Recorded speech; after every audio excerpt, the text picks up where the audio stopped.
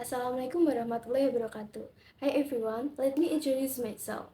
I'm Aulia Diayuni Jasmine Kimkin, a student of the Diplomacy Agribusiness program at 11 Maret University. I'm excited to share a narrative about corruption enforcement in Indonesia. Law enforcement of corruption in Indonesia is increasingly challenged in its eradication effort. This is reflected in the result of the Central Statistic Agency (PBS) data at the end of 2023. Quoted from the official website pbs.co.id, the Anti-Corruption Behavior Index effect of the Indonesian people was observed to be getting worse, which amounted to 3.92 point or a decrease of 0.01 points compared to the previous year of 3.93 points on a scale of 0 to 5. This result suggests that people's attitudes are intrinsically permissive toward corrupt behavior. This condition is centrally very concerning for law enforcement effort to eradicate corruption case. Corruption is like a chronic disease that eats away at the Indonesian nation, harming the state and the people, hampering development and injuring the sense of justice. Although eradication efforts continue, corruption law enforcement in Indonesia is still faced with various challenges. In a recent case, the Corruption Eradication Commission (KPK) questioned PT Taspen Persero. President Director Antonius Nicholas Stepanus Kosasi for alleged corruption in the placement of investment funds amounting to 1 trillion rupiah. Anthony was questioned for 9.5 hours daily at 11 a.m. and finishing at around 8:34 p.m. He was questioned as the investment director of PT Taspen in 2019-2020 and his position as the non-active president director of PT Taspen in 2020 present.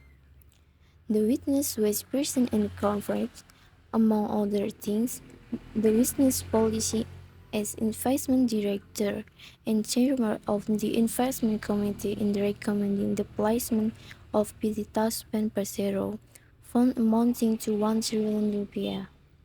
KPK head of News Ali Fikri said on Wednesday, 30th, 2024, quote by Altara. On March 8, 2024, the KPK began an investigation into an alleged corruption case with a fictitious investment scheme at PT Taspen Persero. The KPK has also named a number of suspects, but the party's name is subject will be announced during indictment. In addition to the problem above, law enforcement to eradicate corruption is still faced with various challenging factors, such as the culture of Indonesian society, which tends to be permissive or normal to the practice of bribery and gratuities in various government and private institutions. Political intervention and the lack of professionalism of law enforcement officials seem to be a loophole for corruptors to escape a law. This condition is still exacerbated by complicated and legally legal process, as well as a confusing bureaucratic system, hampering the law enforcement process and slowing down the resolution of corruption cases.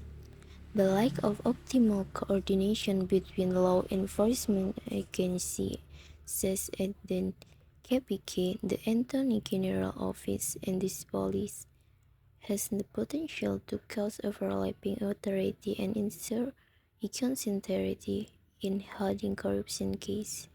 In general, the law in Indonesia has a strong framework, but its implementation is sometimes hampered by various factors, including the ingrained culture of corruption and the lack of professionalism within law enforcement agencies. To improve this situation, a serious effort is needed from all parties, including the government, law enforcement, civil society, and mass media, to strengthen integrity, transparency, and accountability in law enforcement, as well as raise awareness of the importance of fighting corruption to achieve justice and the nation's progress.